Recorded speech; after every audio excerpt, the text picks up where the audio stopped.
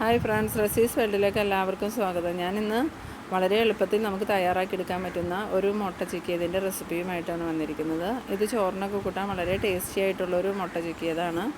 അപ്പോൾ നിങ്ങൾ എൻ്റെ വീഡിയോ ആദ്യമായിട്ട് കാണുന്നവരാണെങ്കിൽ എൻ്റെ ചാനലൊന്ന് സബ്സ്ക്രൈബ് ചെയ്യാനും എൻ്റെ വീഡിയോ നോട്ടിഫിക്കേഷനായി കിട്ടുന്നതിന് വേണ്ടി സൈഡിൽ കാണുന്ന ബെൽ ബട്ടൺ ഒന്ന് ക്ലിക്ക് ചെയ്യാനും ഇഷ്ടമായാൽ ലൈക്ക് ചെയ്യാനും മറക്കരുത്. ഇത് റെഡിയാക്കുന്നതിന് വേണ്ടി ഞാനിവിടെ 2 മുട്ട എടുത്തിട്ടുണ്ട്. ഇനി നമുക്കിതിലേക്ക് ആവശ്യമുള്ളത് ചെറിയ ഉള്ളിയാണ്. അതിനുവേണ്ടി ഞാനിവിടെ ഒരു പിടി ചെറിയ ഉള്ളി എടുത്തിട്ടുണ്ട്. ഇത് നമുക്ക് ചെറുതായിട്ടൊന്ന് അരിഞ്ഞെടുക്കണം. അപ്പോൾ നമ്മുടെ ഉള്ളി ഇവിടെ ചെറുതായി അരിഞ്ഞെടുത്തിട്ടുണ്ട്. ഇനി നമുക്ക് നമ്മുടെ മുട്ട ഒരു ബൗളിലോട്ട് ഒഴിക്കാം. ഞാനിപ്പോൾ ഇവിടെ മുട്ട ബൗളിലോട്ടാക്കിയിട്ടുണ്ട്. ഇതിലേക്ക് നമുക്ക് ആവശ്യത്തിനുള്ള ഉപ്പുനീര് ഒഴിച്ചു കൊടുക്കാം. ഞാനിവിടെ ഉപ്പ് പൊടിയൊന്നും അല്ല ഇടുന്നത്, ഉപ്പുനീരാണ് ഒഴിച്ചു കൊടുക്കുന്നത്. ഇനി ഇത് നല്ലോണം ഒന്ന് മിക്സ് ചെയ്തെടുക്കാം. ഇത് മിക്സ് ചെയ്തിട്ടുണ്ട്. ഇതൊന്ന് മാറ്റി വെച്ചിട്ട് ഇത് റെഡിയാക്കാനുള്ള ചട്ടി നമ്മൾ അടുപ്പത്ത് വെച്ച് ചൂടാക്കിയിട്ടുണ്ട്. ഇതിലോട്ട് ആവശ്യത്തിനുള്ള വെളിച്ചെണ്ണ ഒഴിച്ചു കൊടുക്കാം. നമ്മൾ ഇത് വെളിച്ചെണ്ണയിൽ തന്നെ റെഡിയാക്കി എടുക്കണം. ഇപ്പോൾ നമ്മുടെ വെളിച്ചെണ്ണ ചൂടായിട്ടുണ്ട്. ചൂടായ എണ്ണയിലേക്ക് നമ്മൾ നേരത്തെ അരിഞ്ഞു വെച്ചിരിക്കുന്ന ചെറിയ ഉള്ളി ചേർത്ത് കൊടുക്കാം. ചെറിയ ഉള്ളി ചേർക്കുമ്പോൾ നല്ല ടേസ്റ്റ് ഉണ്ടാവും. ഒരിക്കലും നമ്മൾ സവാള ചേർക്കരുത്. ചെറിയ ഉള്ളിയാണ് ഏറ്റവും ടേസ്റ്റ്. ഇത് നല്ലോണം ഒന്ന് വാടി കിട്ടണവരെയും ഒന്ന് ഇളക്കി കൊടുക്കാം. ഒരുപാട് അങ്ങോട്ട് വാടുകയൊന്നും വേണ്ട. അപ്പോൾ നമ്മുടെ ഉള്ളി അത്യാവശ്യം നല്ലോണം തന്നെ വാടി കിട്ടിയിട്ടുണ്ട്. ഈ ഒരു പാകത്തിൽ മതി. ഇനി ഇതിലോട്ട് നമുക്ക് ഇടിച്ച മുളക് ചേർത്ത് കൊടുക്കാം. അത് ഞാനിവിടെ 1 ടീസ്പൂൺ ചേർത്ത് കൊടുക്കുന്നുണ്ട്.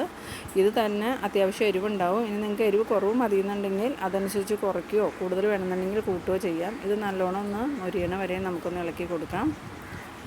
ഇനി നമുക്കിതിലേക്കൊരു കുറച്ച് ഉപ്പുനീര് ഒഴിച്ചു കൊടുക്കാം. നമ്മൾ നേരത്തെ മുട്ടയിൽ ഉപ്പുനീര് ചേർത്തിട്ടുണ്ട്. അതുപോലെ തന്നെ ഇതിലോട്ട് ഉപ്പുനീര് ചേർക്കുന്നത് ഉള്ളിയിലും മുളകിലൊക്കെ നല്ലോണം ഉപ്പ് പിടിക്കുന്നതിന് വേണ്ടിയിട്ടാണ്.